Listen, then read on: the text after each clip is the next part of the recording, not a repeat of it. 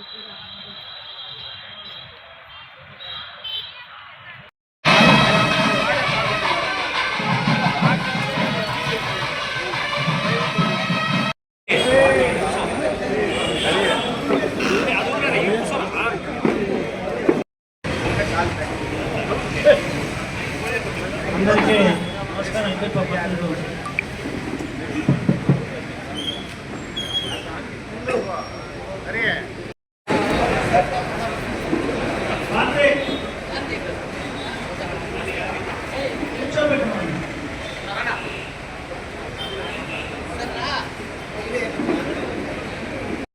నమస్కారం. Temple chairman గారు, all officers, media వాళ్ళందరికీ నమస్కారం. ఆల్రెడీ డీటెయిల్గా ముఖ్య గారు చెప్పారు. ఈవెంట్స్ ఫెస్టివల్స్ కండక్ట్ చేశాము. మిగతా festivals recently honourable madam Bhuvaneswari ఇక్కడ కూడా వచ్చారు. అక్కడ కూడా ఒక నుండి ఒక రికార్డ్ లెవెల్లో ఆల్ స్కూల్స్ అండ్ కాలేజ్ విద్యాభూమి, తర్వాత కాలేజ్ యూపీలో చేశారు ఉత్తరప్రదేశ్. అంటే కానీ జన్మభూమి ఇక్కడ వచ్చింది నాకు, అదిలో కూడా కుప్పంలో వచ్చింది. ఇక్కడ ఈ ఫెస్టివల్ ఆర్గనైజ్ చేయడం అంటే this is a proud feeling. It is not a small feeling. So 100% ఒక బ్లెస్సింగ్ అలాగే ఉంది. అదే అడుగుతున్నాను, అంటే ఏ రోజు మ్యాక్సిమం బ్లెస్సింగ్ వస్తుంది? 21st వస్తుంది మ్యాక్సిమం బ్లెస్సింగ్. అంటే ఓన్లీ రిక్వెస్ట్ అంటే కమిటీ పెట్టుకొని ప్రాపర్లీ కండిషన్ చేస్తే బెటర్ ఉంటుంది. ఇంకా ఇది ఇంకా మీటింగ్ జరుగుతుంది కాబట్టి జస్ట్ మీకు చెప్పడానికి దట్ ఒక స్మాల్ ఎక్స్ట్రా థింగ్. ఇప్పుడు జపాన్ దేశం బాధ్యతల మీద చర్యలు కూడా తీసుకోవాలని చెప్పనేసి అందరికీ విజ్ఞప్తి చేస్తూ, ఆ గంగమ్మ తల్లి ఆశీస్సులతో మనందరం ఈ కార్యక్రమాన్ని అద్భుతంగా నిర్వహించి ఇక్కడికి వచ్చే భక్తులందరికీ ఎటువంటి ఇబ్బందులు లేకుండా కూడా మంచిగా చేసి వాళ్ళకి దర్శనం కానీ మిగతా వసతులు కానీ అన్నీ ఏర్పాటు చేసి పంపే విధంగా చేయాలని చెప్పి తెలియజేస్తున్నాం. అట్లాగే ఈరోజు టెంపుల్ ఎదురుగా అక్కడ ఉండేటటువంటి పొంగళ్ళు పెట్టుకునే ప్రాంతానికి వసతి ఏర్పాటు కోసం ఒక బిల్డింగ్ని తీసుకోవడం జరిగింది. బిఎంకే రవిచంద్ర బాబు గారు దానికి చాలా కృషి చేశారు. వాటిని మనస్ఫూర్తిగా అభినందిస్తున్నాం. దానికి సహకరించిన ఆ బిల్డింగ్ ఓనర్కి, ఇతర వ్యక్తులందరికీ కూడా ధన్యవాదాలు తెలియజేస్తూ, భూదానం పేరుతోటి దానికి కూడా ఒక కాన్సెప్ట్ని దాన్ని టెంపుల్ కమిటీ తరఫున అందరూ నిర్వహిస్తున్నారు. దాన్ని చైర్మన్ గారు మీ అందరికీ వివరిస్తారు. దాంట్లో కూడా దాతలందరూ సహకరించి ఘనంగా ఈ కార్యక్రమం చేసేదానికి సహకరించాలని మనస్ఫూర్తిగా కోరుకుంటూ, ఈ కార్యక్రమానికి వచ్చిన పెద్దలందరికీ, అధికారులకు అందరికీ పేరు పేరున మనస్ఫూర్తిగా శిరస్సు వచ్చి ధన్యవాదాలు తెలియజేసుకుంటూ, నుంచి వచ్చిన వాళ్ళందరూ కూడా చంద్రబాబు నాయుడు గారి ఆధ్వర్యంలో అద్భుతంగా జరిగింది జాతర అని చెప్పుకునే విధంగా చేసేదానికి అందరూ సహకరించాలని చెప్పేసి మనస్ఫూర్తిగా కోరుకుంటున్నాం. అలాగే చంద్రబాబు నాయుడు గారికి మనస్ఫూర్తిగా ధన్యవాదాలు తెలియజేస్తున్నాం. 8,76,00,000 రూపాయలు ఈ టెంపుల్ డెవలప్మెంట్ కోసం శాంక్షన్ చేయడం జరిగింది. ఈ జాతర అయిపోయిన తర్వాత ఒకసారి కూర్చొని దాన్ని 2 ప్లాన్స్ అనేది ఇవ్వటం జరిగింది. అది ఏసీ గారికి కూడా మేము తెలియజేసాం, అలాగే సిఈ గారికి కూడా చెప్పుకున్నాం. ఆ రెండిట్లో ఏది ఫైనల్ చేయాలనేది కమిటీ, ఇతర ముఖ్య సభ్యులు, గ్రామంలో ఈ కుప్పంలో నియోజకవర్గంలో ఉన్న ముఖ్యులందరినీ కూర్చోబెట్టుకొని దాని మీద క్లారిటీ తీసుకొని ఫైనల్ చేసి నెక్స్ట్ జాతర కల్లా అద్భుతమైన గంగమ్మ తల్లి గుడిని ఏర్పాటు చేసే బాధ్యత మేము తీసుకుంటామని చెప్పి తెలియజేసుకుంటూ, అలాగే 2014 నుంచి 19 మధ్య ప్రతి ఒక్కటి కూడా ట్రాన్స్పరెంట్గా మనం లెక్కలు కానీ, బంగారం కానీ, వెండి కానీ ఏది ఉందని చెప్పేసి అన్నీ స్పష్టంగా మీడియా సమక్షంలో అక్కడ అప్పుడున్న మన బిఎంకే రవిచంద్రబాబు గారు, అట్లాగే ఆర్ఆర్ రవి గారు, వాళ్ళిద్దరూ కూడా స్పష్టంగా అన్నీ కూడా అప్పచెప్పడం జరిగింది. అయితే ఈ గత 5 సంవత్సరాల్లో మనం అప్పచెప్పిన వాటికి ఇప్పటికి ఏదో క్లారిఫికేషన్ రాలేదు, అందుకే మేము వాటిని బాధ్యత తీసుకోలేదని చెప్పడం జరిగింది. ఈరోజు చెప్తున్నారా మీరు? సో ఈరోజు దానికి సంబంధించిన సమాచారం కూడా మీడియాకి తెలియజేసి, ఏది ఇప్పుడు బాధ్యత తీసుకునేటటువంటి కమిటీ ఏది వాళ్ళ చేతుల్లోకి వస్తుంది అనేది తీసుకోవడం ఒకటి. గతంలో కనుక ఉన్న దాంట్లో లోటుపాట్లు జరుగుంటే ఖచ్చితంగా దాని మీద విచారణ జరపాల్సిందిగా ఏసీ గారికి కూడా విజ్ఞప్తి చేస్తూ, అలాగే కడా పీడీ గారికి కూడా తెలియజేస్తున్నాం. 100% ఏదైనా మిస్ ఎంత నాకు ఉంది అని మొత్తం కూడా అప్పుడు దాతలు కూడా గుడి కట్టడానికి వెంటనే ఒక్కొక్క ₹1,00,000 50,000 డిపాజిట్ చేసి అది మనోహర్ సార్ ఇచ్చేసి ₹1,00,00,000 వేశారు. అది కూడా మా మీద తినేసామని మా మీద కూడా కేసు పెట్టారు. సో దాని గురించి మేము కాంట్రవర్సీ ఏముండదు. ఇప్పుడు మేము అడిగేది ఏమంటే 2019 నుంచి 2024 గవర్నమెంట్ వచ్చేంత వరకు ఈఓ గారికి మీకు హ్యాండ్ ఓవర్ చేసి ఉంటారు.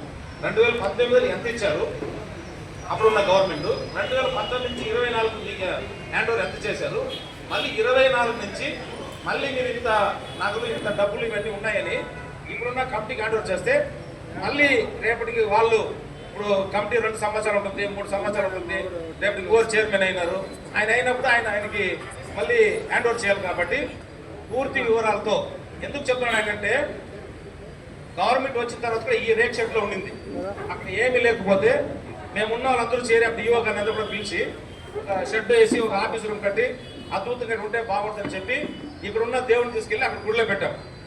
అంటే 3 నెలల్లో 12 రోజులు, 3 నెలల్లో 12 రోజులకి ₹13,00,000 అంటే ఇంచుమించు 13,66 గ్రాములు అంత సంథింగ్ ఉంటుంది.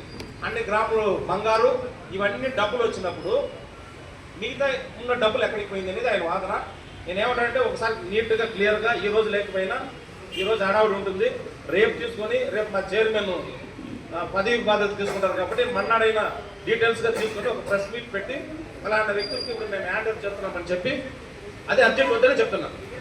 ఈ రోజు వద్దు, రేపు వద్దు, ఎల్లు ఆ తర్వాతైనా ఒక రోజు నీట్గా కూర్చొని వాళ్ళు మనకి ఎంత ఇచ్చారు, 2019 మేము ఎంత ఇచ్చాం, వాళ్ళు ఎంత ఇచ్చారు, రెస్కో కరెంట్ బిల్ ఏమైనా కట్టారా, ఇవన్నీ కొంచెం డీటెయిల్స్గా మనం ఒక రోజు కూర్చొని ప్రెస్ మీట్కి ఎందుకంటే వాస్తవాలు తెలియాలి కాబట్టి ప్రెస్ మీట్కి చెప్పి ఆ రోజు చేస్తే సరిపోతుంది. మళ్ళీ మేము పీడీ గారిని డిఎస్పీ గారి పెద్దలంతా కోరేదేమంటే ఈరోజు దాదాపు కుదరదు, ఇంకొక రోజు పూర్తిగా అన్నదానం ఎక్కడ జరుగుతుంది, అగ్నిగుండం ఎక్కడ జరుగుతుంది, ఎక్కడ దేవుడు శిరస్సు స్టార్ట్ అవుతుంది, ఎక్కడ ఎండ్ అవుతుంది, ఇక్కడ అన్ని కూడా ఒకసారి ఫీల్డ్ విజిట్ చేసి టోటల్గా ఆయా డిపార్ట్మెంట్ ఆవశ్యకత ఎక్కడ ఉంటుందో వాళ్ళందరికీ ఎదురుగా మన గవర్నమెంట్లోనే మన చంద్రబాబు నాయుడు గారు సీఎంగా ఉన్నప్పుడు మనకు భూమి కేటాయించారు 39 సెంట్లు. ఈ దేవస్థానానికి ఎదురుగానే ఉంది. అక్కడ సెంటర్లో మంచి కాస్ట్లీ ల్యాండ్, దానికి అడ్డుగా ఓ 2 బిల్డింగ్లు ఉన్నాయి. ఆ 2 బిల్డింగ్ని వెలకు కొన్నాం. ఒక స్క్వేర్ ఫీట్ 11,500 ఫ్రంట్లో ఉండేది, బ్యాక్లో ఉండేది 7,500. దాని ప్రకారం ఆ 2 బిల్డింగ్లు వెలకు కొని దానికి ఒక భూమి దానం, భూదానం అంటే భూదానం చేసే కెపాసిటీ మహారాజులకు ఉంటుంది, లేదంటే పెద్ద పెద్ద రాజులకు ఉంటుంది, లేదా టాటా బిర్లా అట్లా వాళ్ళకు ఉంటుంది. మధ్యతరగతి వాళ్ళకి కానీ పేదవాళ్ళకి కానీ భూమి దానం చేసేంత అదృష్టం ఉండదు. ఆ భూదానం దేవునికి చేస్తే దాంట్లో వచ్చే ప్రతిఫలం మనకు వచ్చే అదృష్టము. కాబట్టి వాళ్ళకి ఇది కలగాల అనే ఉద్దేశంతో మా పిఎస్ఎం సారు అంతా ఈ ఐడియా ఇచ్చి 2016లోనే చెప్పారు నాకు. అయ్యో ఏదో చెప్తారు ఎవరు ఒకటి ఇస్తారు, అప్పుడు నేను తీసుకోలేకపోయాను. సరే అంత లోపల ఏమైంది, ఎవరు ఇవ్వలే, ల్యాండ్ కూడా ఇవ్వలే, కాస్ట్లీ ల్యాండ్, చాలా కాస్ట్లీ ల్యాండ్, ఎవరు ఇవ్వలే. ఇప్పుడు ఏమైందంటే ఒక రావుకాలం సీన అంటారు, రావుకాలం సీన నా చిన్ననాటి స్నేహితుడు, అక్కడ గుళ్ళో పూజారిగా ఉంటాడు, అతను బిల్డింగ్ అది అతను ఇచ్చాడు. ఖాళీ ₹2.5 లక్షలు అడ్వాన్స్ తీసుకొని 60 లక్షల బిల్డింగ్ని హ్యాండ్ ఓవర్ చేశాడు. డెమాలిష్ చేసుకోమని చెప్పాడు. 60 లక్షలు దాని రేట్. అదే ఇంకోటి ఆనుకుండేది 27.5 లక్షలు. ఆయన ₹1 తగ్గితే కూడా బిల్డింగ్ నేను ఇవ్వనన్నాడు. ఇక్కడ చూస్తే ఉండిగా కానీ బ్యాంకు కానీ సరే ఏదో అడ్జస్ట్ చేసాం, దానికి స్కీమ్ పెట్టాం, దాంట్లో వచ్చిన డబ్బులు దానికి ముందు నేను చేయకుండా ఉన్నప్పుడు కొద్దిగా చేసి పెట్టి ఎఫ్డీ వేసింది. ఆ డబ్బు అన్నా క్యాంటీన్లో 11 లక్షలు ఉంది, ఆ డబ్బు అన్నీ వేసి రిజిస్ట్రేషన్ చేస్తాం. నిన్నదా రిజిస్ట్రేషన్ పూర్తి అయ్యింది. అమ్మ పేరులో రిజిస్ట్రేషన్ పూర్తయింది. అది ఎండోమెంట్ వాళ్ళకి మనం హ్యాండ్ ఓవర్ చేస్తాం. తర్వాత ఈ 39 సెంట్లు ఈ 5 ఏళ్ళు ఏమైందంటే దేవాదాయ శాఖ పేరు మార్చేశారు. ఇదే 39 సెంట్లు ఇప్పుడు దేవాదాయ శాఖ ఉంది. దాని ముందు గంగమ్మ గుడి ఉంది. అది ఎంఆర్ఓ గారికి కంప్లైంట్ చేశాను, సార్ కూడా లెటర్ ఇచ్చాను, విషయం చెప్పాను.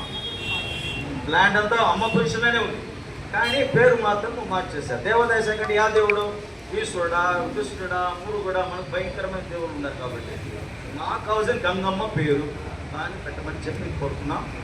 అంతే సార్. నమస్కారం. నమస్కారం. రాజ్ కుమార్ గారు అట్లాగే పిఎస్ మురళీధర్ గారు ఇద్దరు చెప్పారు. ఎందుకంటే వాళ్ళు చెప్పటం అది అందంగా ఉంటుంది, న్యాయంగా ఉంటుంది. ఎందుకంటే గత 30 సంవత్సరాలుగానో ఆ కార్యక్రమాన్ని చూస్తూ నిర్వహిస్తూ వాళ్ళు పుట్టి పెరిగినప్పటి నుంచి చూస్తున్న అంశం. నేను లాస్ట్ ఇయర్ ఒక్కసారే నేను చూడటం జరిగింది. ఆ రోజు నిజంగా ఈ రోడ్డు అంతా నన్ను రక్తంలో నడిపించారు. కొట్టడం, రక్తం పెట్టడం, బట్టలు మొత్తం రక్తం మయం అయిపోయింది. అంటే జాతర ఇలా కూడా జరుగుతుందా అని చెప్పనేసి అనిపించింది.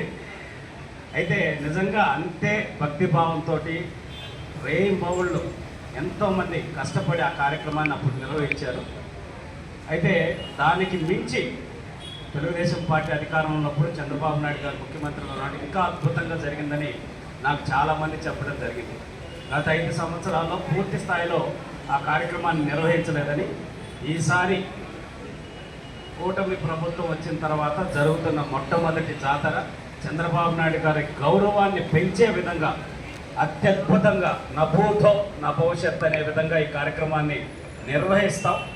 దానికి మీ అందరి సహాయ సహకారాలు, ఇక్కడ ఉన్నటువంటి పెద్దల సహాయ సహకారాలు అన్నీ కావాలి. అన్నిటికీ మించి చంద్రబాబు నాయుడు గారు మేడం గారు ఈ కార్యక్రమానికి, జాతర కార్యక్రమానికి వస్తారు. డేట్ ఏ డేట్ అనేది ఇవాళ రేపట్లో క్లారిటీ వస్తుంది. మనకి 2 డేట్లు ప్రపోజ్ చేయడం జరిగింది, 16 కానీ 21 కానీ. సో రెండిట్లో ఏదనేది ముఖ్యమంత్రి గారు నిర్ణయం తీసుకొని మనకి రేపట్లో అట్లా క్లారిటీ వస్తుంది. 16వ తారీఖు అయితే ఏ విధంగా ప్లాన్ చేసుకోవాలి, 21 అయితే ఏ విధంగా ప్లాన్ చేసుకోవాలనేది ఒకసారి డిపార్ట్మెంట్ మనం అందరం కూర్చొని పర్సనల్ కూర్చొని ఒకసారి డిస్కస్ చేసుకుందాం. సో అట్లాగే 100% ఇక్కడున్న మరీ ముఖ్యంగా ఈ దేవస్థాన పాలక మండలి ఎవరైతే ఉన్నారో వాళ్ళందరూ ఒక్కొక్కరు ఒక్కొక్క బాధ్యత తీసుకొని ప్రత్యేకంగా ప్రతి చిన్నదానికి కూడా ఒక కమిటీ లాగా వేసుకొని మిగతా నాయకులను కానీ మిగతా ముఖ్యమైన దీంట్లో అనుభవం ఉన్న వాళ్ళని, దీంట్లో పార్టీలనే కాదు దాని పరంగా అనుభవం ఉన్న వ్యక్తుల్ని కమిటీలాగా వేసుకొని మన ప్రభుత్వ హయాంలో